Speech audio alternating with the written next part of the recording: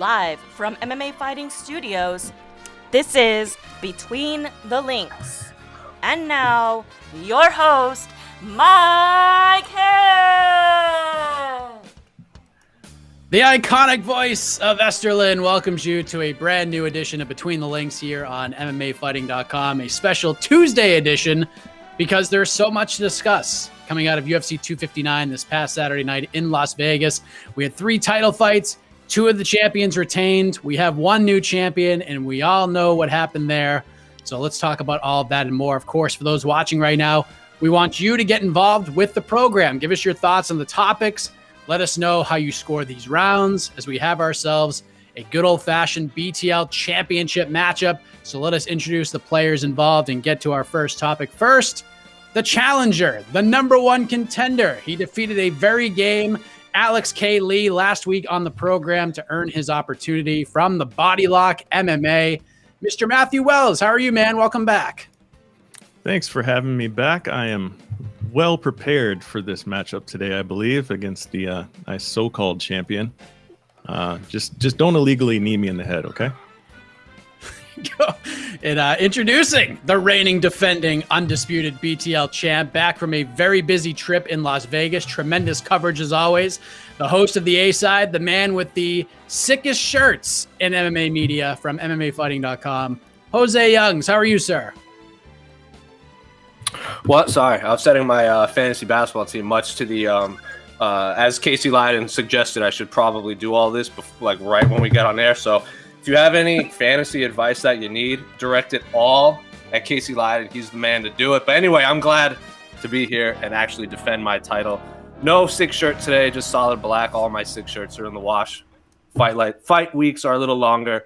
Got to spread out the 6 shirts. But yes, thank you for having me. I called out Matt. He's here. I'm glad we're getting this done. Been wanting to challenge this cat for a long time. One of my good friends of the business.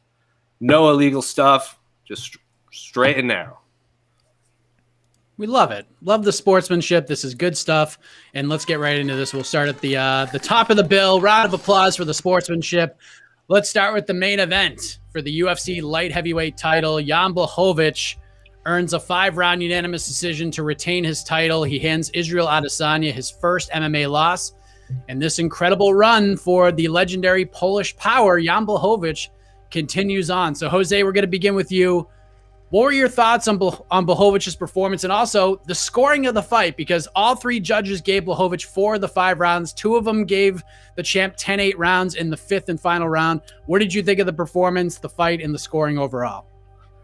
Well, the scoring, it is what it is. I think at the end of the day, the person that everyone in the media room thought won, whether you have a disagreement with the scorecards or not is I think irrelevant at this point, because it's not like it was a robbery. It's not like the scorecards announced the wrong winner. So I had it 2-2 going into the final round, and I did think Yan won the final round. I thought Yan just did exactly what he had to do. He just made it an uncomfortable fight with Israel Adesanya. He was like, regardless of what the commentary said, watch that fight muted, because I actually watched that. Usually I try to watch the fights on mute, especially when I'm there. It's usually muted on in the back anyway, because we're interviewing fighters. But for this one, they turned the audio on, so I actually got to hear the commentary. Regardless of what Rogan and DC and everyone is saying, Yan Blachowicz checked a lot of kicks, and they weren't wobbling him as much as DC and Rogan. Like, I'm pretty sure they had Israel Adesanya up 10-9 before the fight even started. I'm pretty sure Yan Blachowicz was rocked from every single feint he threw, which is nonsense. Yan Blachowicz did exactly what he needed to do. He made it uncomfortable. He got in close. He used his weight to control the fight, and he checked a ton of kicks from Israel Adesanya. So it wasn't like he just beat him up. He didn't beat his ass. He just beat him in a fight. And in mixed martial arts competition, he won 3 rounds to 2, and he got to keep his belt. And that's what champions do. They do what they need to do to win, and they don't take any unnecessary risks. And that is what Yan did. Deserving champion, deserving winner. Did not agree with the scorecards, but at least they got the right winner right. What did you think of the fight, Matt? What did you think of the scoring? Did it go the way you had scored it on Saturday? So it did not, because initially I actually scored this fight for Israel Adesanya, much to the surprise of a lot of people out there. I think on MMA Decisions, only 7 of the 30-ish media members or so scored it for Adesanya. initially on the first watch, I had rounds 1 through 3 for Izzy. 4 and 5 clearly were Yan rounds, but I watched the fight again this morning, and I lean for that second round for Yan now. So I would have had it 48-47 today for Jan Blachowicz. And even on the night of, I wasn't mad at the decision. It was a close fight, and even Izzy kind of talked about it after the fact, where he was like, I looked up and it was the 4th round. It just didn't feel like a lot of significant action was really happening. It just felt like two guys were out there kind of flowing with each other, and it really didn't feel like there were very many big moments in the fight. So I'm not mad at the result. I thought it was a good showcase for both guys. I don't think, either guy looked bad in this. They both looked pretty good, and I think it was an opportunity for Yan to really solidify his position as the light heavyweight champion, and I think he did that. It wasn't the most exciting performance in the world, if you were a casual viewer tuning in for the first time, but I think he showed a lot of people that he is going to be a problem for a lot of people ever since he hit the switch and all of a sudden became a guy that's just like, you know what, I'm done losing. So I'm here, I'm the champ now, and everybody else is going to have to deal with it.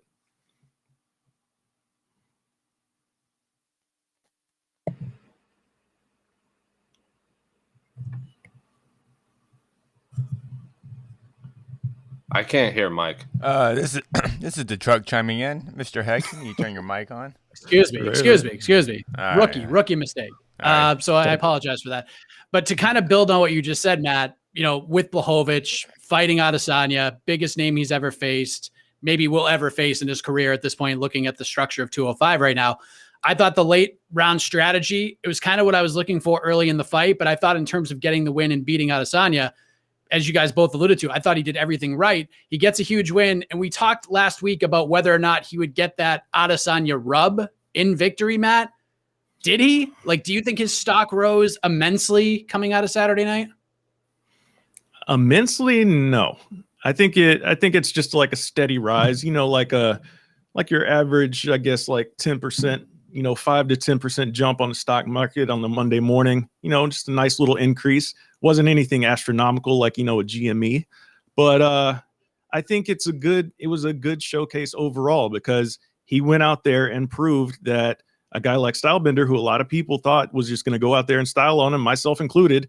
I don't know. There weren't very many people in media picking Blachowicz to win this fight. A lot of people thought Izzy was going to be the quicker guy going in there and just, being able to put together combinations and possibly catch him with a hard counter to, really rock his world. And he actually did that at one point, but wasn't able to capitalize on it for very much. But I think it was just like a good showcase for Yan, saying that, hey, I am one of the best in the world. Look at what I can do against the guy that everybody's, and, become a double champion. And he really just shut all that talk down. And now everyone has to look at Yan as that guy.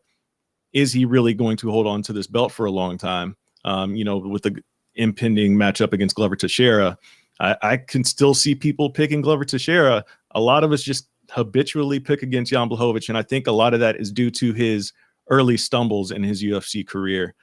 We really have to look at what he's done for us lately, and what he's done for us lately has been pretty impressive. So it's time to get on the Jan Blachowicz train, I think. What do you think, Jose? Matt saying stock increase 5 to 10% for Blachowicz. Are you with that number, or you think it's more than that? That's probably about right. He didn't take any massive leaps with this performance, because I think one of the last, I think on the preview show, maybe I said depends on how he would win, because a win is a win over Israel Adesanya. It's the first loss he's ever had. And if you really look at Jan Blachowicz's past few fights, he's beaten everyone that John Jones was supposed to fight and beat. Like if Luke Rockhold had beat him, if Jacare had beat him, if Dom had beat him for the interim title, if Corey Anderson had won, he's taking out all these guys that were supposed to be the next contender, and he's doing it impressively. And then he gets Izzy before John, and he beats Izzy. So he's clearly in the top 10 of the pound for pound ranking, if that's what we're talking about. If that's the stock, then that's a massive leap. But in the eyes of the fans, I don't think he's going to be this big pay-per-view draw. He might not. If he fights, he might not be in the main event. He would have to be the main event for if he's the higher weight class of 205 probably, but they might try to stick him with a lot of other champions, maybe another title in the co-main event, just to kind of bring in those fans. I don't think he's one of those fighters that you can put just his title fight on the top of the card, and it will bring in a lot of eyeballs. They might need to put the Bantamweight. If they book the Glover fight and they want to book the Yan Aljamain as the co-main event to bring in eyeballs, they'll probably do that. But right now, I don't think Yan did enough to kind of cement himself as a one title fight on a card fighter. But a win is a win. He beat a guy that everyone thought was going to be the greatest fighter of all time. So, and like he said, Israel Adesanya has to remember that fight for the rest of his life. Is the first time he ever lost. So, yeah, stock rises, but not astronomically. Let's talk about Adesanya, Jose. I mean, obviously this one stings. His chance to make history was put on hold. He'll go back to 85 where he has a slew of challenges there because there's no shortage of guys that he can fight that are interesting. The performance, both sides, Adesanya especially, very technical, but the way he handled the loss, Jose, is what really stuck out to me. It was incredible. And usually stocks fall in a loss, but did the way he handled himself in the aftermath sort of negate that in your opinion? Like when you look at Adesanya's stock, did it rise? Did it fall? Did it stay the same? It definitely rose. I think probably again not leaps and bounds like Yan did because he won, but he definitely rose the way he handled. Because like for everything we knock Conor McGregor for, like we always talk about how he handles his losses. Like he loses and he's like, fair play to the guy, he beat me. I want that rematch. Izzy didn't call for the rematch right away. He said he's going to go back down to middleweight and see the lay of the land. And he even said like, who do you want to fight, Darren Till? But even he said, but he might not be the most deserving. So even he's accepting the fact that he might not get the Till fight. So again, just like Yan, he wants to fight the number one contender glove chair because he earned it. Israel Adesanya is a great champion in middleweight. He wants to fight the next guy. And I think a lot of people did not like Israel Adesanya for the way he handled the Paulo Costa win, maybe how the fight against Yoel Romero. It rubs people the wrong way. I think this really opened the eyes to a lot of people where they expected him to be sour grapes in the loss, and he lost. He didn't get beat up, and he even said, if I'm going to lose to a guy, I'd rather lose to a great guy like Yan, who has a great story himself. So he's a fan of the sport. He likes the guy that he lost to. So all fair play to the guy. I think he did a lot to change a lot of opinions in the eyes of fans with the way he handled his first professional loss, and commendable, honestly. What do you think, Matt? I thought he handled it better than expected for me because he showed up to the post-fight press conference just with a smile on his face, really, and with a strange air of confidence. You know, it really didn't feel like when he showed up to that table and sat there, it didn't feel like he had just lost a fight. It didn't feel like he just lost his opportunity for to become a double champion. Didn't feel like he had his first professional loss. He showed up with like an air of confidence about him and almost, a humbleness about it too. Like he just showed up and, it just didn't seem like anything was bothering him. But at the same time, he was real appreciative of Yan, which I really liked because, he said that if he had to lose to someone, he was glad it was a guy like Yan. And so obviously the respect level is there. There wasn't any trash talk or anything like that. And I think it was just the better part of martial arts that we don't always see is when two guys just show up, compete, and then, they can shake hands and hug at the end of the day. We see that often, but to see it at the highest level in the title fights, it's really special. I think that surprised a lot of people as well, because a lot of people, like Jose was kind of touching on there, they see Izzy as this, overly cocky dude who, I guess, along with that, they don't think that he also has that ability to recognize his shortcomings, which is not true, because I've always kind of pegged him as a guy that's, he's going to go out there and play to the crowd. I think he knows how to get attention, but I also think along with that, he knows the realities of where he is as a fighter and what he needs to improve on. And he's always kind of talked about that, that's one of the main reasons he didn't jump right into a fight with John Jones. He was like, I'm not ready yet. Let me get my skills to where they need to be, and then we'll go that route. And, like he said, in the immediate, when speaking with with Joe Rogan, rather, he said, he dared to be great. It just didn't work out for him. And we'll go back to the middleweight division and rule it with a iron black fist. So that's what I'm looking forward to seeing him do, man. And I really did appreciate just the whole vibe that he was putting out at that post-fight press conference, man. It seemed like this is a guy that a lot of people can get behind, whether you think he's too cocky or not. I mean, I don't see how you watch that and you're not a fan of the guy. Last thing on this, and Matt, I'll kick it back to you because, last week in the show's history, we like to play the what if game with fights like this, like what's better for business, what's the best result overall, and things of that nature. Had Israel Adesanya won, we're looking at John Jones. Let's book this thing as soon as possible. Izzy was already talking about maybe doing it at the end of the year in December. John Jones was tweeting during the fight, let's do it in December. To me, especially after what happened in the Bantamweight title fight, which we'll talk about next, I feel like the karmic MMA rhythm went back to a positive place on Saturday night because neither guy took a big hit in the reputation department. Yan gets a big win. Izzy's still a world champion. And 41-year-old Glover Teixeira is finally going to get his title shot this year. So with all that said, was this the best result overall, Matt, seeing the pieces fall into place? It was the best result if you don't like toxic trash talk leading, the main events of your pay-per-view cards. Because if Izzy won, I could imagine, like, if he knocked out Yan and immediately got on the mic and started calling out John Jones, yeah, we would be looking at all sorts of toxicity on the timeline right now from both of those guys. So yeah, in that respect, it's kind of cool that everything's right in the nature, everything's calm. We get the divisions kind of reset, let's get Glover his title shot before he retires. So I love that is going to happen now. And yeah, it's more so let's get back to competitiveness versus the overt trash talk driving all of our main events, at least for the short term. So now Izzy goes back to 185. He's going to fight the number one contender there. And we see how that all shakes out. So I do like it that we're back to a little bit of calmness, at least for the very, very short term.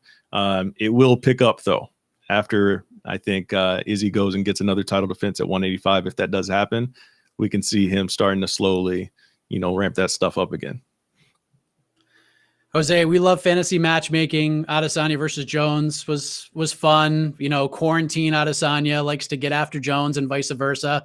But I feel like, and we could still see that at the end of the day. But right now, I feel like things are right in the world, with the way this played out and how these divisions will move forward. Was this like the best result on Saturday for all parties?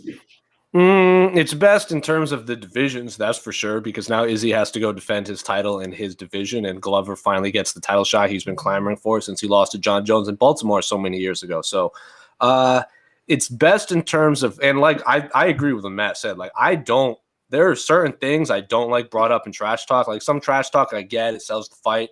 Like Sterling and Yan did the best of their ability to build that fight. But I don't like people bringing up religion, politics, or family. And Jones and Izzy brought up two of those things in religion and family, and I was not here for it. I did not enjoy that whatsoever. Yes, it drew a lot of eyeballs. Yes, it brought a lot of heat to that rivalry. Wasn't a fan of it personally, so I'm looking forward to not having to deal with that as a fan. Obviously, as reporters, are going to report on it the best that we can, but as a fan of the sport, didn't want to see it. So I'm glad Glover gets the fight. I really want to see Robert Whittaker rematch Israel Adesanya. I think they're the two best middleweights in the world. If he gets through Paulo Costa, like I think he will, I think that's the fight that's obviously the most deserving. But if Darren Till wins, it'll probably be Darren Till, which is a fresh matchup. So for the divisions, it's great that we just keep rolling on. We don't get the George St. Pierre treatment where he wins and then all of a sudden we're like, oh, we have a vacant belt. And then all of a sudden if Izzy had gone up to heavyweight, he has two belts and he has to vacate one. So big fan of all these. The Glover Yan fight is an awesome fight, and then the Izzy versus one of these middleweights coming up is going to be an awesome fight. I don't want to say it's right with the world, because if he won, he won. I don't want to say him losing is the right thing to do or the right thing that happens. I just think in terms of competitive fights, this was the best outcome for the divisions, not necessarily the champions. Because if Izzy had won, he's going to make a bunch of money, which at the end of the day, they're prize fighters, and you should make as much money as possible if you're going to get punched in the head for a living. So for Izzy, it's the worst case scenario. For Yan and the rest of for Yan, it's the best case scenario because he beats the guy that's a money draw right now that we're talking about. Can he be the next Conor McGregor? And then for 205 and middleweight, it's without a doubt the best scenario. So depends on which angle you take. Good for both guys. Good for Glover, because what a crazy week that must have been for him too. Like, he's the backup guy, comes out of UFC 259 as one of the big winners for sure. And a lot of people were like, oh, we got to, Glover's going to be on standby. He's going to be waiting and, impatient until these guys get in the octagon. But I think even beyond that those 25 minutes were gut wrenching for him. But those last 2 rounds probably made him feel pretty good. Now he's going to get a title shot. So we go from the biggest storyline heading in to the biggest storyline coming out. The first point of this championship matchup goes to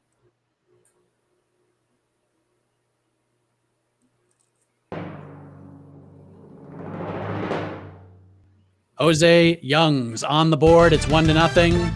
Great battle.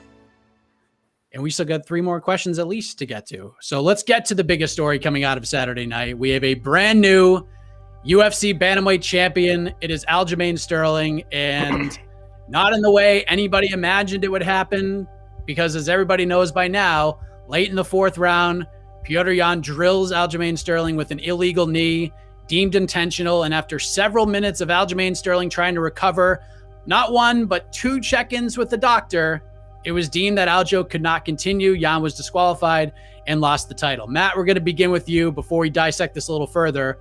What was your reaction on Saturday night watching this knee land and the unfortunate way this fight ended? We were on our live stream over at the Body Lock, and I immediately said that was the dumbest move I have ever seen in any championship fight in the history of the UFC.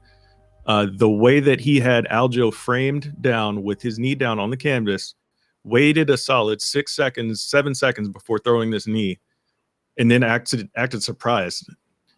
Listen, I don't care. Like, all the talk has come out, after the fact about, oh, his corner told him to throw it, and then he checked with his corner before throwing it, and then he threw it, and he didn't know the rules.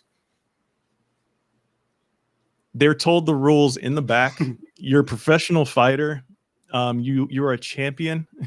How do you not know the rules at this point, especially when it comes to the downed fighter rule? Like, that's one of the biggest ones. That's usually a hot topic that they discuss in the back before every fight, because that rule in particular changes from city to city. So you have to know that one in particular. It's just wild that Yan didn't know this, and that he actually just, even at the end, held his hand up like he did something good when Bruce Buffer was doing his thing. Just absolute madness all the way around. And I cannot stand a single one of you people out there, you hashtag MMA fans, that want to claim that Aljo was acting. Go get a friend of yours to hit you upside the head with a bat while you're not looking, and tell me how you feel. All right. I can't wait to dive into this further. But Jose, just your initial reaction, because, like Matt just said, we've never seen anything like this in a UFC title fight. How did you react in the media room to this knee and Aljo becoming the champion in that manner? Oh, man. So when we're in the media room, we're usually sitting and we're like watching from the TV. But like, I had to stand for this one. Like, me and our good friend Oscar Willis were like, I can't stand for this. I got like, I have to stand for this. I can't sit down. So we were like on the edge of this fight is awesome. This fight is insane. It was such a good fight up until the illegal knee. And then as soon as it happened, we both just threw our hands up in the air. It was just an absolute travesty. And I agree with Matt. I don't want to hear all this, like, this Aljamain Sterling, or best actor goes to Aljamain Sterling, or he was trying to get his way out. Like, dude got hit in the head illegally. Rules are rules. You can't take a third strike in baseball and be like, you know what? I think, like, you can't just stay up to bat. You struck out. It's the rule. They are there for a reason. Like, even Aljamain Sterling said it 2 years ago. Like, how far do we have to go before the breaking the rules is a loss? Like, are the rules actually just break the rules as much as you can without getting caught? That's nonsense. And for all this we talk about, like, oh, low blows need to lead to a point deduction. Eye pokes need to lead to a point deduction. Oh, you've warned the guy 4 times for holding the fence and you haven't taken a point away. Like, these refs are terrible. And then as soon as there's an actual disqualification loss for an illegal blow, everyone is up in arms over this. It's probably because they didn't like Aljamain Sterling, which is ridiculous because he's one of the best fighters and one of the coolest guys in the world in the sport. Petr Yan is also awesome, and he's also a phenomenal fighter. Just had a complete brain fart in there and threw an illegal blow. It is so unfortunate because, as we said in our preview show, and as I'm sure Matt said in any of his preview shows or last week on Between the Links, this fight was everyone's potential fight of the night, and it was shaping up to be that until this illegal blow. They have to do the rematch, man. Like, nothing else is acceptable in my mind. That fight ruled up until it happened. I get why people are upset about Aljamain posting stuff and everything, but like he said, like, what am I going to do? Tell my friends not to? Like, they came here to watch me fight. They can do their thing if they want to with me. Like, but Aljamain left the title in the octagon when he walked out. He didn't even want it. He also said he thought it would be a no contest. I think that's maybe why Petr Yan held his hand up. Maybe he thought it would be a no contest too, and he get to keep his belt. Turned out to be a DQ. At least the refs are going this route. Because if it was a no contest, we'd be having this. The argument would be, should it have been a disqualification? And then it probably would have even been a bigger controversy because Aljamain Sterling was like, I should be the champion because I got a legally need. This is the worst case scenario right now, though. I pray they run it back.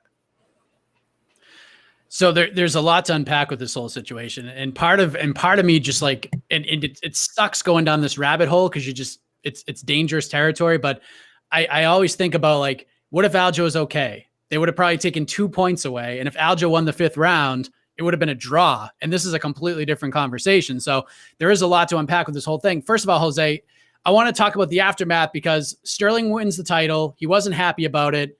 He does the post-fight interview, which I spoke with Eric Nixick last night. He sort of walked us through how that all went down. And he was like, no, he's not doing a post-fight interview. So how he got in that seat is beyond me. It's beyond him. He doesn't even know what happened there. But listen, he had a lot of friends and family come out. They're all proud of him. They want him to hold the title in photos and call himself a champion. And since Saturday night, a lot of heat, a lot of negativity has been thrown in his direction from fans, media members, even his fellow fighters and bantamweights.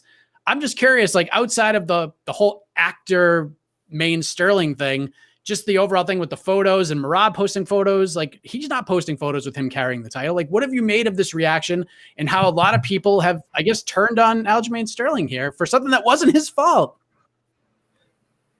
It's the same people that don't like Israel Adesanya. And you can look into that as much as you want. I'm not going to say it because we all know what I'm trying to say. Aljamain Sterling didn't do anything wrong. He did nothing wrong. People are just mad that, hey, I'm sure there's a group of people, and I think even Henry Cejudo said the same thing when he apologized. He was upset in the moment because he was upset the fight ended like that, and he was upset that Aljamain Sterling looks like he was fine when it looked like he wasn't, when he was like writhing in pain inside the octagon. And then he apologized. He's like, it was the heat of the moment. I am confident there are people like that too that were just upset in the moment, and now that it's kind of the dust is settled, they're like, all right, it was an illegal blow. This whole conspiracy thing where he was not hurt is stupid. Like, I don't want to hear it. I don't want to hear Best Actor anymore. The dude got hit in the head illegally. Like, that's the end of the story. He won because the guy broke the rules. That's what happens.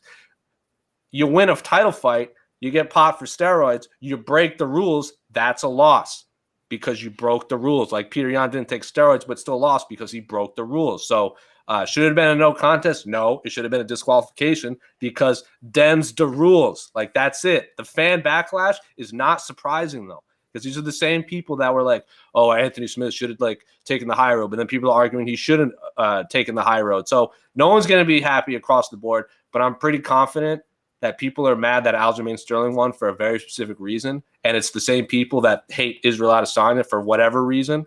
It's nonsense. It's absolutely nonsense, but it's not surprising. It's honestly not surprising. I should be more surprised. At the time, I was surprised when I was seeing all this backlash, but then I sat there, I'm like, it's MMA fans. Why am I like, why? They're going to be mad for no reason. And some people obviously change their minds and stuff, but it is what it is. It's unfortunate. It's just unfortunate all around. Matt, what have you made of this backlash towards Sterling? Not just that, like, even Ray Longo, we're seeing him do interviews with different outlets, and he's saying that he's gotten more hate over this than anything that has ever happened in his entire coaching career. It's just wild to think about. But, what have you made of all this? Even like guys like John McCarthy and Josh Thompson saying different things. Like, what have you made of this whole thing? It's insane because, as Jose has kind of touched on here already, rules are rules for a reason. And we can talk about the grounded knee, the grounded fighter rule as a separate thing. But at the end of the day, if you illegally strike someone, you are supposed to lose the fight. At the bare minimum, you're supposed to get points taken away. We saw a point taken away quickly for a cage grab just last week. So what is supposed to happen here when you have 7 seconds to think about throwing an illegal knee and you throw it while the guy is still grounded? I don't care if it's a title fight. I don't care if it's the first fight on the early prelims on Fight Pass. An illegal strike, one that devastating, if the fighter cannot continue, you lose the fight and you lose your title. And we can also make a case, why does he get an immediate rematch for throwing an illegal strike in a title fight? That's a question that we can also ask.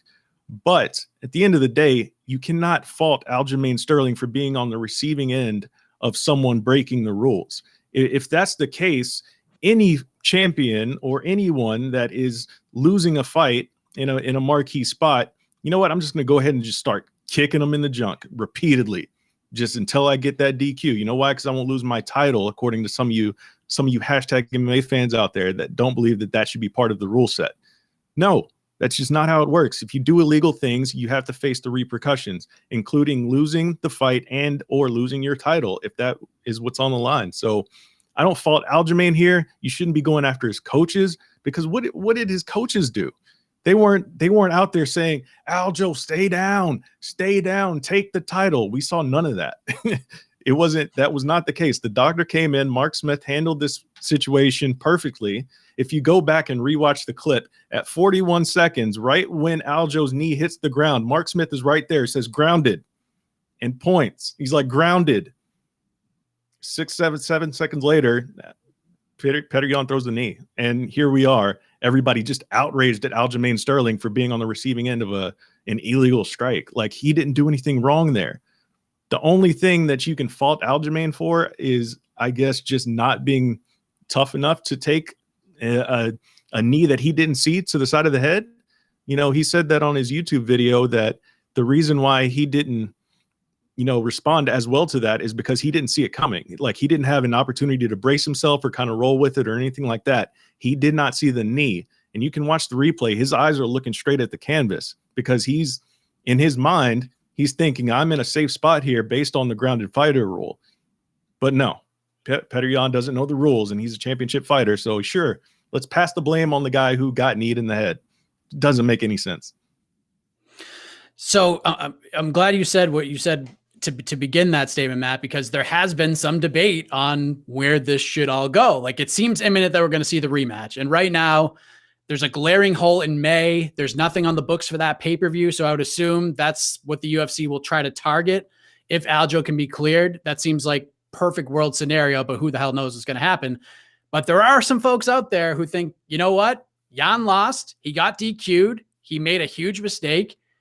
He lost the belt. Maybe he shouldn't get a rematch. Maybe we give Aljo TJ Dillashaw, let Yan fight somebody else, earn his way back. Personally, I couldn't disagree with that sentiment more, because I feel like losing the title, losing money, he loses pay-per-view points in the rematch. I feel like that's enough punishment, especially since he was pulling away with the fight in the 4th round. In your mind, do you feel that there's an argument to be made against the immediate rematch?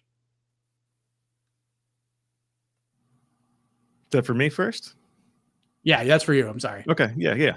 No, absolutely. I mean, there's definitely an argument for it. You can talk about it, because again, like, if he really did this maliciously, which I think he did, in the moment, like I said, you have 7 seconds to think about what's happening in there, and that's an eternity in an MMA fight, right? Especially when you have control of the situation. You have your opponent essentially like in a lockdown position.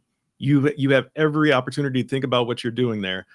If you go back and watch the film again, you hear someone from Yan's corner say, punch, just punch, in English. And then apparently that was translated to him. And then I don't know if something got lost in translation, because you also see Yan kind of look over real quick and I guess acknowledge, and then he throws the knee. So there was a lot of stuff happening there. But at the same time, at the end of the day, you're the fighter. You're supposed to be in control of everything that's going on there. So it's illegal and it's intentional. I don't like the idea that, you can't ask the question of, yeah, you did something very illegal in a title fight. Why should we put you right back in a title fight? So that's a very valid question, and I would like to see that argument being brought up more. At the very least, you do the rematch, but yeah, that's something that you have to consider, man. Like, how do you not know the rules at this level? You're at the top of the division in the biggest platform in MMA. Doesn't make sense. Jose, you seem to be chips in the middle on the rematch. Do you see any argument to be made against the immediate rematch? Maybe go a different direction? No, I'm all in on the rematch, honestly. Like, I am 100% in. There, obviously, what Matt said is true. Like, he broke the rules. Why reward that? Like, if you sign a contract that says you cannot eat green Jell-O for the 7 weeks leading up to your fight, and you eat green Jell-O, that's on you. Is the rule stupid? Probably, but that's the rule. Like, that's just how it is. So I get it. You don't want to reward someone for breaking the rules, but I also agree with what you said. Lost the title, loses pay-per-view points, doesn't get his win bonus, all that kind of stuff. Has he been punished enough? That's another conversation. He was winning that fight. Like, he was pulling away. Like you said, like the beginning of the fight, I think Henry Cejudo broke it down perfectly when he issued that apology too, that Aljamain just came out like real hot, guns blazing, and you can't sustain that over 5 rounds. Yan sustained his output going into that final round, and he was clearly pulling away. So I think if it was reversed and Aljamain was clearly winning the fight, like if he was up like 4-1 or 4-0 or something like that, and then the illegal blow happened and he won, I think there's no way you do the rematch because Aljamain was about to win anyway. But I think Aljamain was on his way to losing that fight. And I think that's why people want the rematch. And I also want the rematch. Also, I don't want TJ Dillashaw to skip the queue. If they are going to do the fight, it's Sandhagen and Aljamain. But we already saw that fight. Aljamain put him to sleep. I am pretty confident Aljamain would take the rematch too because he put the belt down in the octagon. He even posted on his YouTube channel saying, like, if we run it back, I hope it's better than the first and this and that. So I'm 100% in on the rematch. And this will give Dillashaw and Sandhagen time to throw down maybe on the same card, maybe on a fight night before and after, so they're on the same timeline. But I am all in on the rematch, but there is 100% an argument against it just because Petr Yan broke the rules, and you shouldn't reward people that break the rules. But I think the vast majority, including both fighters and the most important person in this scenario, the president of the company, he wants that too. So I'm all in on the rematch. Also, it's just a good martial arts fight. Like, that fight was awesome. I'll watch those guys fight 1,000 times and I'll never be bored. Yeah, I think it's going to do bonkers business too. And listen, give me five more rounds of that, maybe more. Yeah, maybe more. Maybe it's another crazy fight. Yeah, if they want to put it on the main event of Figueiredo Moreno too, like, I'd be fine with that too, because then Henry Cejudo can just be looming over the entire card because both of his belts are on the line. And like, one of them was a draw and one of them was a DQ, and now they're both on the same card. Like, I'm all in on it. I'm all in on the circus.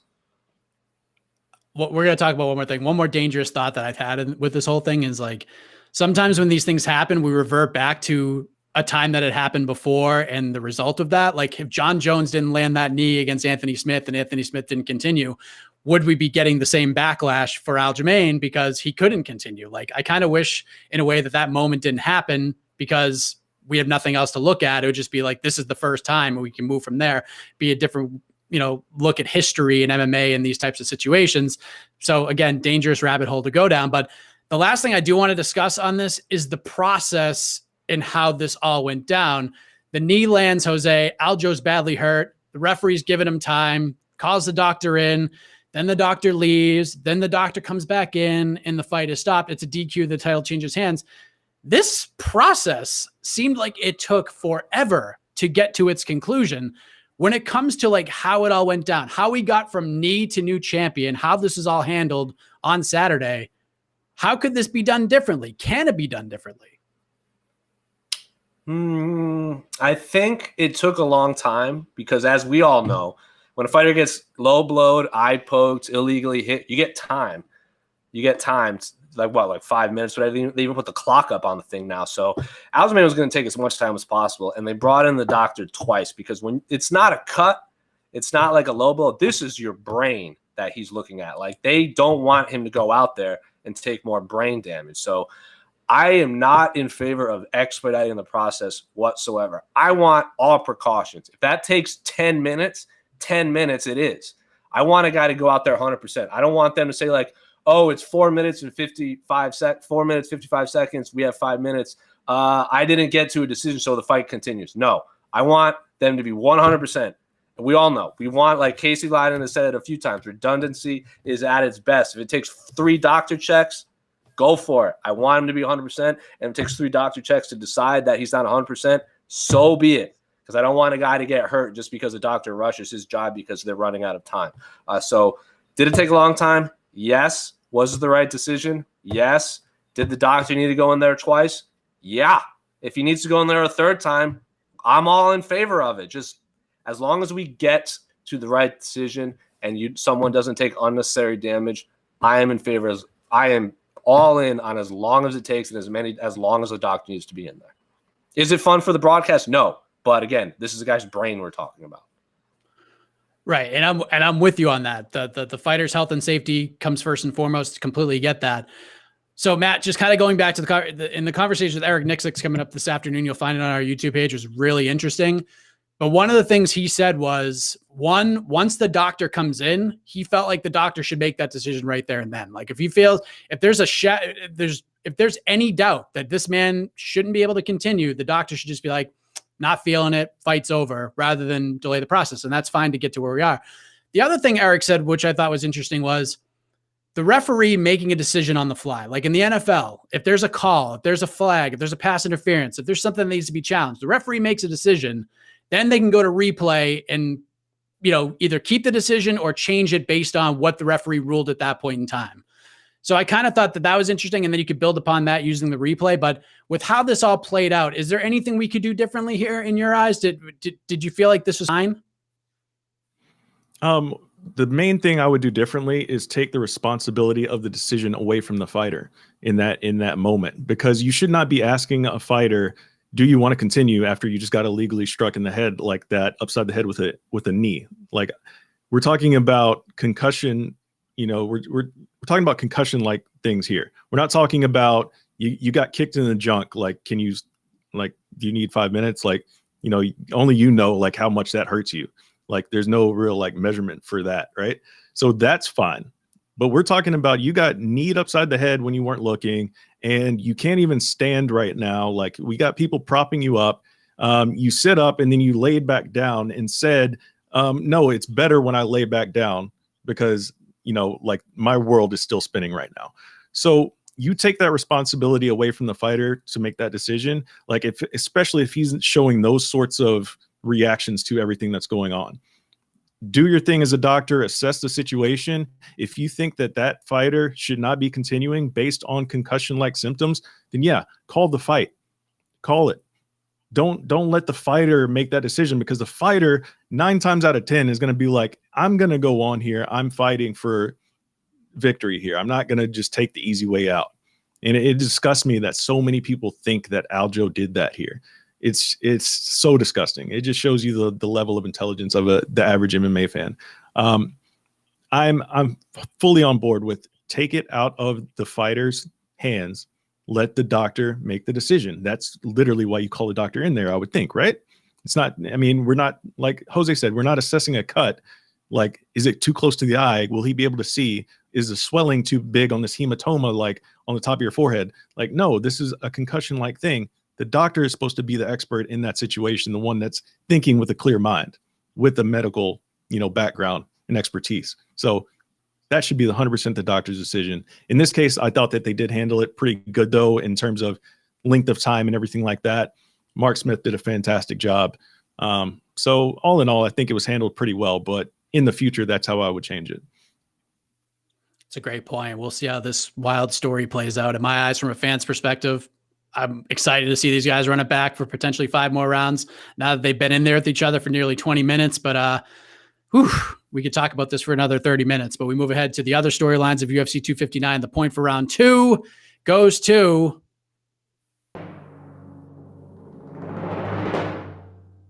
Matthew Wells. Has tied things up. That was a great round. Excellent point about taking it away from the fighter. It's another point Eric made as well. But Let's move ahead to Amanda Nunes, who retained her featherweight title. She dominates and stops Megan Anderson in just over 2 minutes in the co-main event of UFC 259. Mom Nunes is a bad, bad lady, and she stole all the momentum in that fight with the very first punch she landed, made it look easy as the betting line suggested. So, Jose, let's discuss the glaring question coming out of this win and this dominant run for Amanda Nunes, okay? Where do we go from here? Because we got Juliana Pena. She wants that fight. Now that Holly Holm's out of their scheduled matchup in May, that's there. The rest of the top 6, we got Jermaine Durandamy, who told me at the end of last year that she would put her career on the line for one last shot at Amanda Nunes. We got Irene Aldana, who lost to Holly Holm. There's Aspen Ladd, who's been out with an injury. And the only fighter right now in the top 6 on a winning streak is Yana Kunitskaya. What do we do with Amanda Nunes now, Jose?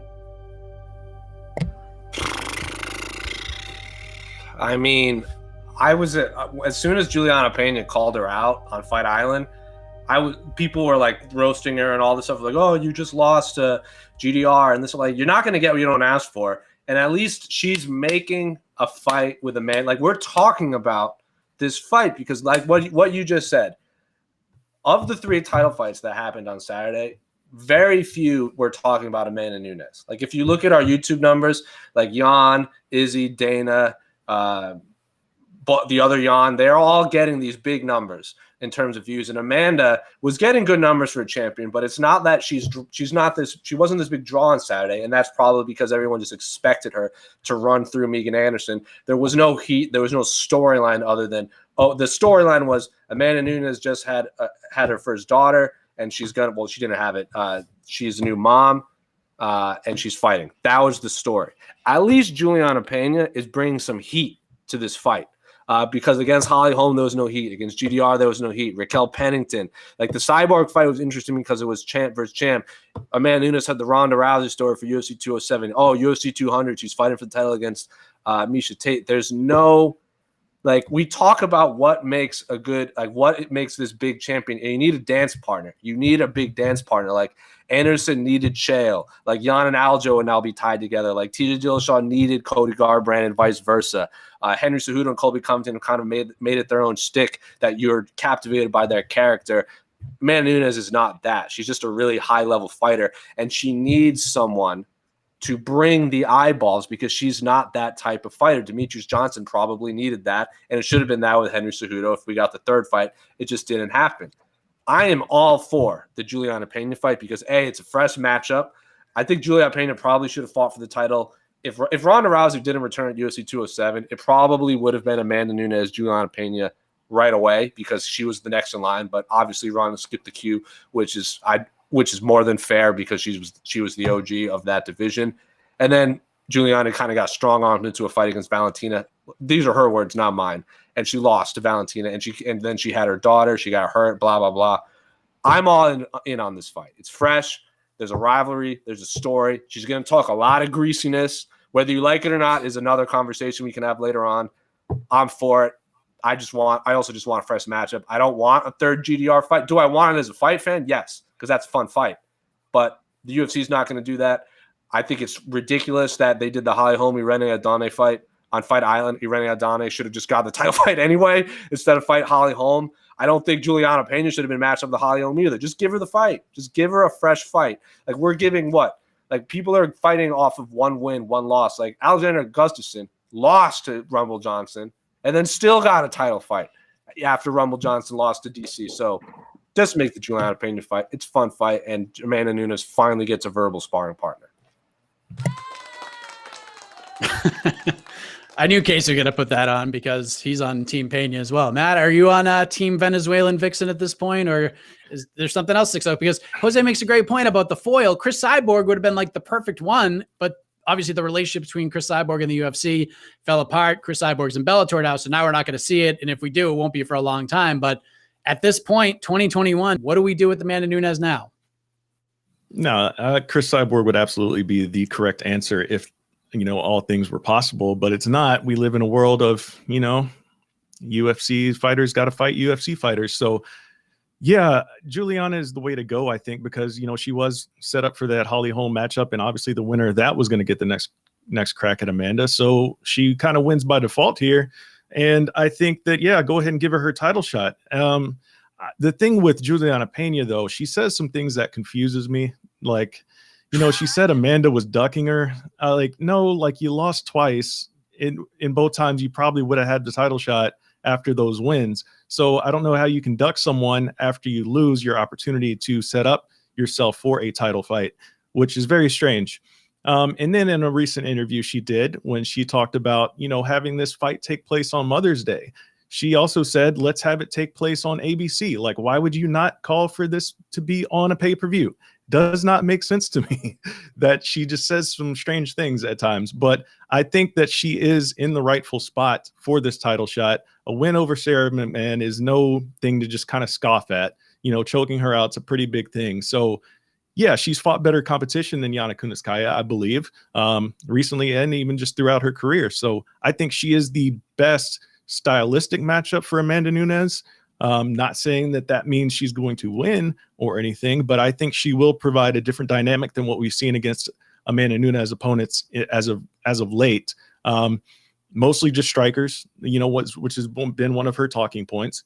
True. Holly, Jermaine, Cyborg, Raquel Pennington for the most part, and Valentina. All those are just straight strikers. Yeah, Felicia brings some grappling to the octagon, but Amanda was kind of doing her thing in there in that fight. So it really wasn't all that much of a challenge. Sure. Give me Juliana Pena. Nothing else really makes sense to me. Once Amanda gets through that fight, you can probably set up Yana Kunitskaya, and then whoever may emerge, after that, I guess line them up. I think as long as Amanda Nunes is just kind of hanging around, we're going to find her in these fights that really don't intrigue a lot of people just because she's that dominant. Like she said after the fight, when Joe Rogan was like, you created this problem for yourself. Well, there's nobody here. She said, well, that's not my problem. I mean, she shows up, she fights whoever's in front of her, and it's not her fault at the end of the day that those girls can't compete with her. So let's stop blaming Amanda Nunes for being so damn good. Let's appreciate the GOAT while we got her. Whichever way we can see her compete, I'm all on board for it. Listen, she just pulled off an inverted triangle armbar, and everybody's just like, yeah. Like, what? That was a crazy submission that she just pulled off, and nobody's really talking about it. It's just insane. That's just how good she is. If they do the Pena fight, I'm okay with it. As long as you do GDR versus Holm, we need to see that rematch. That first fight left a bad taste in our mouths. And then if whoever wins that fight, if you want to give them one crack at the belt, that's fine. Especially if GDR wins. I'm fascinated by someone willing to put their career on the line to fight Amanda Nunes. So I am kind of intrigued by the whole thing. So congratulations to Amanda Nunes. Great win. She did what she was expected to do. The submission was unbelievable. But I do want to shine some light on the rest of the card if I could, because Matt, I want to begin with you. There are a lot of strong performances on Saturday. We had 15 freaking fights to watch. And outside of the 3 title fights, I'm curious which fighter's stock rose the most coming out of UFC 259 from when they made the walk to the octagon to when the night ended. Whose stock rose the most on Saturday? For me, it's one that's kind of flying under the radar. I don't see a lot of people talking about this gentleman. And go on to the prelims, and it's one Kyler Phillips. Kyler Phillips caught my eye throughout the week, just in his interviews and everything, just his whole swag coming into this very, very tough fight against Song Yadong. And he went out there and just made it look easy against a tough guy, man. And he looked like, man, this guy's a real contender in this division right now. That 135 division is something else. It's the best it's been in a long time. I am a big fan of what I saw out of him this past weekend. I'm very intrigued to see what he does next. He's on a nice little win streak there. Again, that division's so stacked at the top, though, so a lot of interesting things could happen. But the way that guy just showed up, just had the confidence, swag on 100 all week long, went out there, performed like the way he did. I think he kind of stole the show of the prelims for me personally. So, like you said, on a very stacked card where a lot of guys, you can kind of talk about in this spot, that's the guy I'm choosing to, considering the way he handled himself all week long and the way he went out there and just all but dominated a very, very tough Song Yadong. Jose, that's a challenger learning his opponent, because something tells me you were looking at Kyler Phillips, Arizona guy, had a great performance. Outside of Kyler, who stole the show for you? Who had the highest rising stock, so to speak, from beginning of the night to where they are now? I mean, the easy answer is Islam Makhachev just because he has the Habib name tied to him. But I'm going to say, but I'm not going to take that. I think that's a cop-out.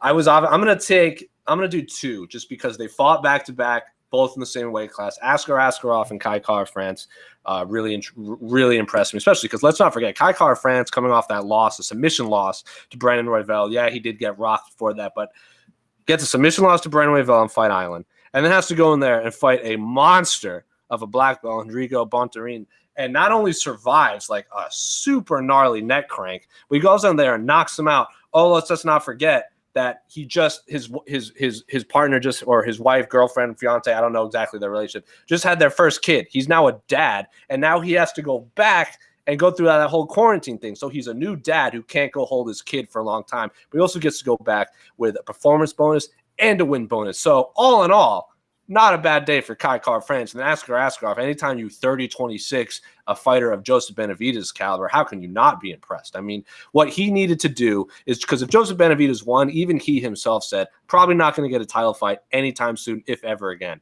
Askar Askarov is risking a ton to go out there and fight someone that is not going to fight for a title again, sitting at number 3. So and let's not forget, he has a draw against Brandon Moreno, who just fought to a draw against Figueiredo.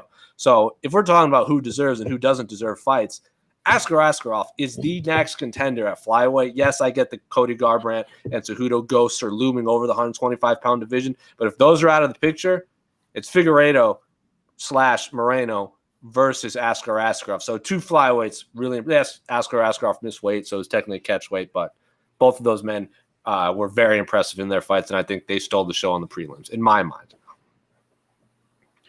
I think the correct answer, especially after hearing what you guys both said, it's got to be Amanda Lemos. I mean, my God, what a performance she had. And no one's talking about her. It's so crazy. I think she got sandwiched between two crazy fights. So it's just, awesome fight, but like, the next fight was the Sean Brady fight, and that fight ruled too. Yeah, agreed. But listen, it's going to go down as one of the more memorable and storyline-filled events of the year. No doubt about that. But we're going to move ahead. Final round of regulation. In the lead is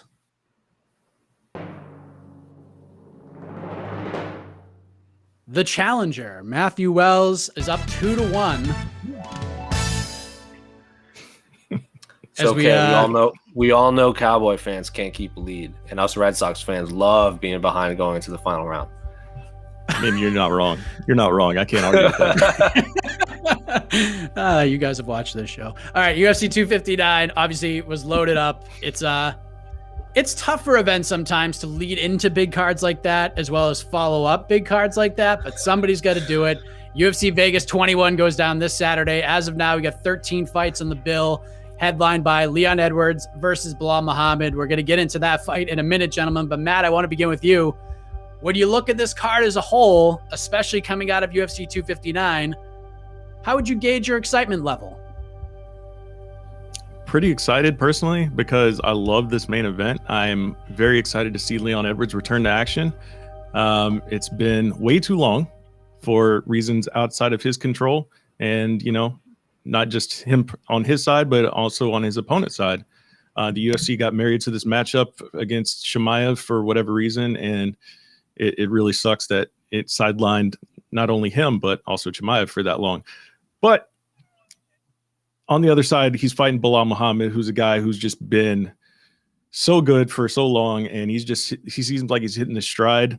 I love the fight. I love the matchup. I don't know which or where they end up after the win for either fighter. Hopefully, it would seem like this would set up a title shot for the winner here, but the UFC does crazy things, and I don't know if either guy will be the one to really kind of knock down the door, from the casual's perspective of clamoring for a title shot. But there's other good fights on this card too, man. Fortis MMA's Ryan Spann taking on Misha Serkinov. I'm definitely looking forward to that in the co-main event as well. Obviously, being a DFW guy who spent some time down at Fortis, very, very much looking forward to Ryan Spann going out there and having another opportunity to pick up a big win. So, those are my two favorite fights on this card. But listen, anytime Angela Hill's competing as well, I'm excited.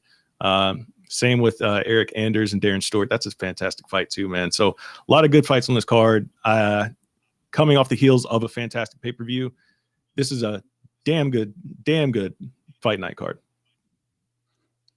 Jose, is this like the Monday Night Raw after WrestleMania? Is that excitement going to sort of carry over? Is this one of those cards for you? Ooh, comparing it to the Monday night after. No, I don't think it's not that stacked, but there are fights and fighters I'm obviously super intrigued with. Like the Dan Ige Gavin Tucker fight is fun. I'm really excited for Mateus Nicolau fighting Manel Kape because it felt like Manel Kape took forever to make his debut because fights fell out, opponents got hurt, and they, again, like Matt said, like they were married to the Leon Edwards Shemaev fight. Felt like they were really married to the Manel Kape Pantoja fight, and then that fight finally happened, and it wasn't the fight we were expecting from Manel Kape. But let's also not forget, like Marlon Moraes kind of laid an egg in his first fight against, who was it, Asuncao? So I feel like Manel Kape's going to come out here like a bat out of hell. And then Mateus Nicolau, is this his first fight back? Since re-signing with the UFC, he was in Brave. He like Shorty Torres. He was going to be in that fight with Shorty Torres. For whatever reason, they brought back all the flyweights except Shorty. Let's bring him back, guys. I think it's time to see Shorty back in the octagon. So and then obviously Charles Jourdain, fellow nerd, fellow dork. Like obviously, I don't play World of Warcraft myself. Never played it, but this dude's eyes light up if you bring up anything to do with World of Warcraft. And I love talking with fighters about their passions outside of fighting, as I'm sure you all do, and as I know the guy on the ones and twos, Casey Leiden, likes to do. And then Jinyu Fry making a return again. So a lot of fun fights, a lot of fun fighters. I wish there was maybe one more big marquee fight. Like if they had the Ryan Hall Dan Ige fight, I think it would have been enough to kind of tip this over to being a really intriguing fight night. But the main event, like I'm not going to lie, this is a main event card and the rest are fun, but everyone's tuning in for the main event and it is awesome. Well, let's talk about the main event. Matt made some good points about it. Leon Edwards, Jose, 8 in a row, hasn't fought since the RDA win in July of 2019. And then we have Belal Muhammad, who might just be the most underrated fighter at 170 pounds, gets a big opportunity to shake some things up here. So, Jose, I know we touched on this a bit after it was announced on this program, but now we're 4 days away from it. What's at stake for these two guys, especially for Leon Edwards? Like if he goes out there and puts it on Belal Muhammad, will that be enough to get him at the top of the heap and get him in the cage with Kamaru? After the Usman-Burns fight, I would have said no. I was pretty confident they were about to book the Masvidal fight, especially now that Masvidal then came out and said, oh, we're fighting in September, this and that. But Kamaru Usman tweeting, like, what did he tweet? Like, anyone can get it. And then Kamaru Usman's manager, Ali Abdelaziz, also said, like, Masvidal doesn't make the rules. If Kamaru wants to fight, he'll take the fight. So I think they were playing the seeds in maybe another direction. So I think if Leon wins, if he goes out there and just crushes Belal, it's going to come down to him or Wonderboy. I don't think there's a wrong answer there. Wonderboy only because he might not get it. He's getting real close to that age where he might not fight much longer. I would like to see him get one more title fight. Also, the fans seem to get really behind him. It's a fresh matchup against the champion because we just did a whole round on Amanda Nunes, and our answer was we'd like to see a fresh matchup. Same thing can be said with Kamaru. He's pretty much beaten everyone in the top 5. And you have to go all the way down to Stephen Thompson to get a fresh matchup. So if they want to make that, that's fine. But if you're talking about who's deserving, like if he had beaten Shemaev, like if he had beaten Shemaev, probably just because in the eyes of the fans, Shemaev is the uncrowned champion. But we all know he wasn't ranked. He shouldn't have been ranked at welterweight, and he had not beaten a real welterweight yet. Now he's fighting a guy that I think is even tougher challenge. Because remember when Joe Rogan was like, "Oh, Drew Dober's the most underappreciated fighter in the whole UFC." He's probably going to say the same thing about Belal Muhammad because Joe Rogan has a new underappreciated fighter in the history of MMA, every single card. Belal Muhammad is a fantastic fighter. Is a win over Belal enough to get a title shot? I think he'd have to go out there and beat him in like 2 minutes. Maybe. But for Belal Muhammad, he just has to look good. Even in a loss, if he looks any sort of competitive, taking a fight on short notice against a top 5 fighter in the world at his weight class, that's a win. So again, but a win is for Leon. It's going to come down to between him and Wonderboy. I don't think it was the wrong answer there. Matt, is this one of those like playing with house money type of fights for Belal Muhammad? Like a lot can obviously change for him with the win. And as long as it's somewhat competitive, I don't feel like he loses a lot of gusto here. Is this one of those nothing to lose type of scenarios for Mr. Remember the Name on Saturday? I think it's pretty close to that, but I think it's also obviously a massive opportunity to really solidify himself at the top of the division.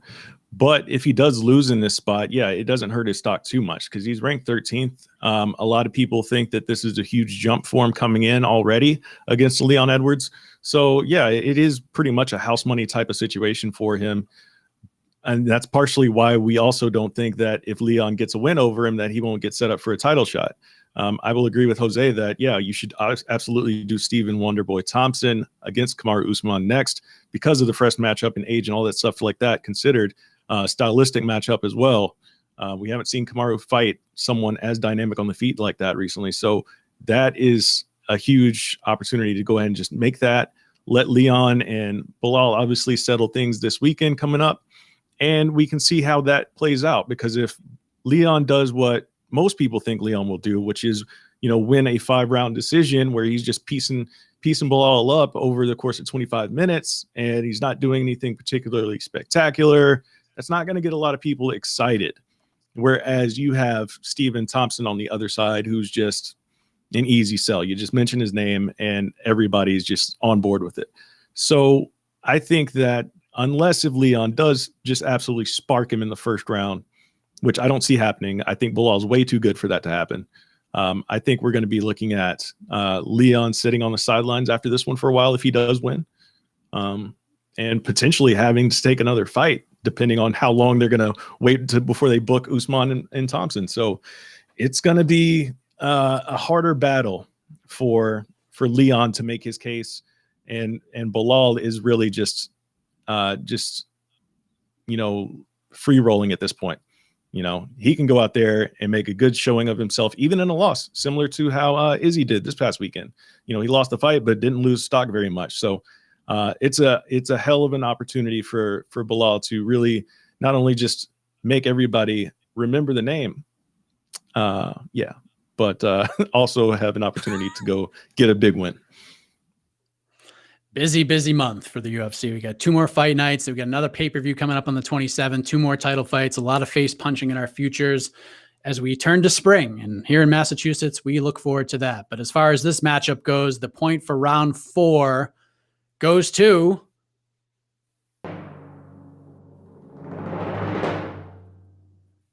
Red Sox Nation. Jose Youngs ties things up as we head to the knockout round. And for those who are new to the program, one question is going to decide it all. They have no idea what this question is for the most part, but they will each have 60 seconds to respond. After that, with the help of the viewing audience, we will turn it over to the judge, the baddest stash in MMA media, Casey Leiden, to render the final decision. So Jose, you are back. You are the champion. You have the choice. Do you want to go first, or do you want to let Matt get the ball rolling? Is this the same thing as last time? Like we both get the same question. It's not like it's not like red pill, blue pill. Each question is different. You get the same question. All right, Matt can go first. All right, Matt.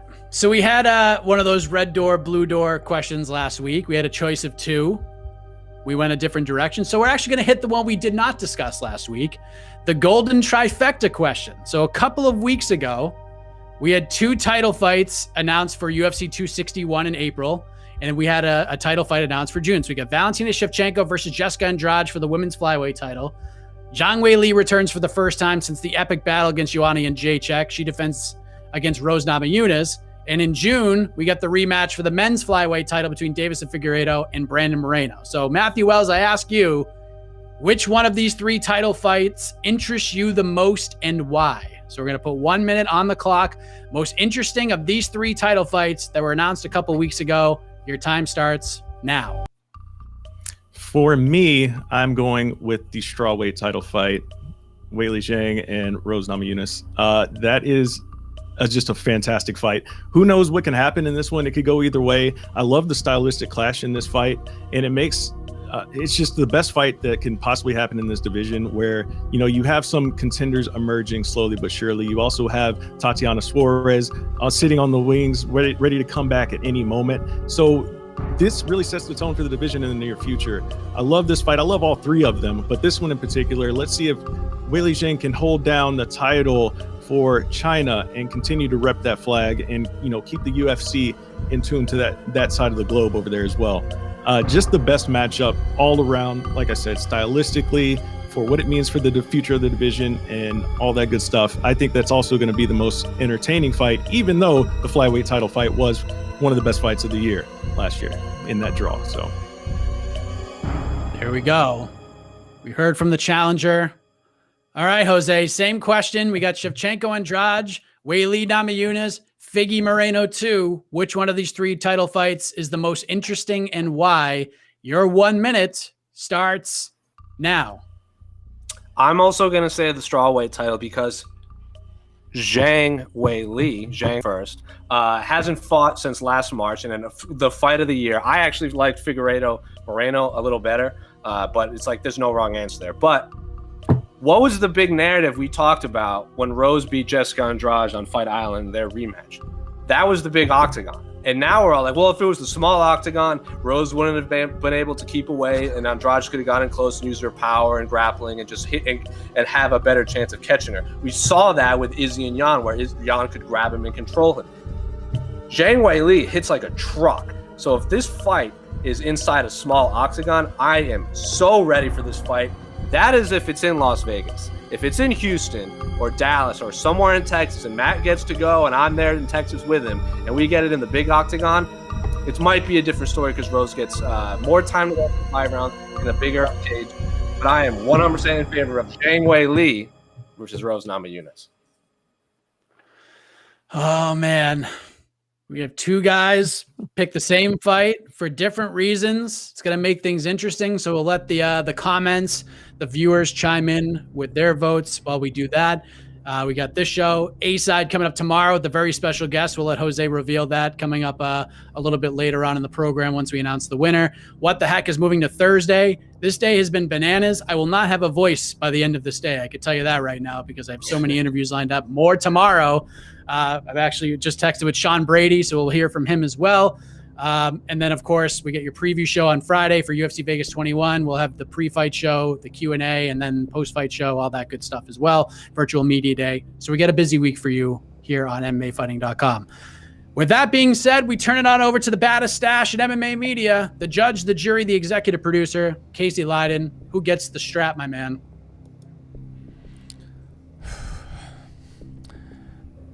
Well played, gentlemen. This is a tough one. It's basically which competitor likes to fight more. All right. I picked a winner. Your winner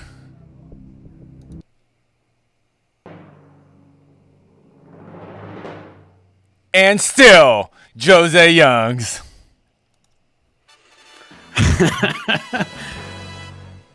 I gotta tell you, once the cage size conversation came into play, I was like, ruh-roh, this is gonna get interesting. So Jose gets the victory. Don't fight hard, fight smart. You gotta play to the judges.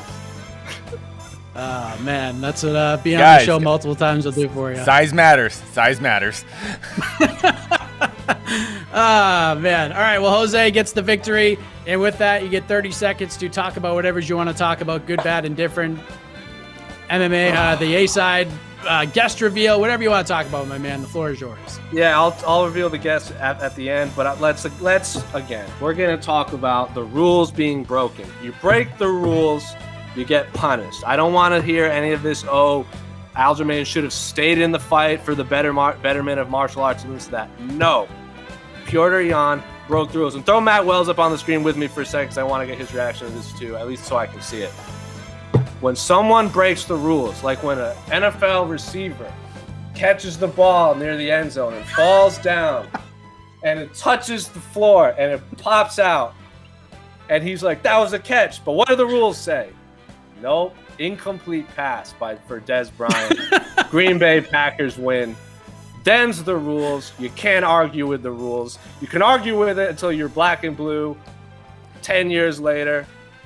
But those are the rules, Matt. Am I right? Hell no. he is speechless beyond words because he knows I'm 100% correct. But anyway, I'll let him rebuttal in forever and ever. I'll let him rebuttal in 2 seconds. The big guest for tomorrow, WWE's Big E, the reigning Intercontinental Champion of the world on SmackDown, is going to be joining myself and Casey Leiden on the A-Side tomorrow to plug his new project, Our Heroes Rock. I'll let him tell you about it, but if you have questions, the stream is already built. You can start lining them up there right now. He's obviously a really big fight fan. He watches almost all of the fights. He was on our show before, and we had such a positive reaction about his knowledge of the sport that I've been trying to get him on for a while. But now he has this big project he's working on with another one of ours and Matt's good friends, Andreas Hale. Andreas won't be on, but he'll be back on at another time. So they have their big project going on, and I'm really excited for that. So tune in tomorrow, 1 p.m. Eastern, 10 a.m. Pacific. That's a wrap.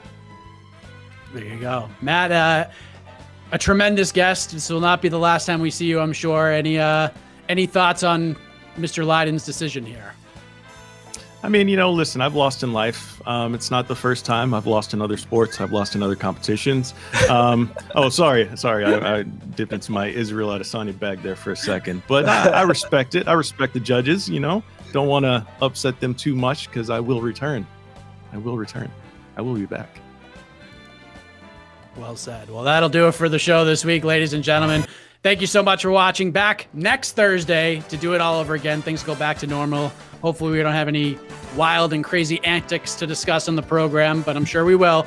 So for Jose Youngs, Matt Wells, Casey Leiden, I am Mike Heck. We'll see you next week right here between the links. The iconic voice of somebody will take you home. Not really sure who it's going to be, but good night, everybody. This has been Between the Links. I am Sterling. You know this because I say my name when I speak. Thanks for watching. Hit the subscribe button.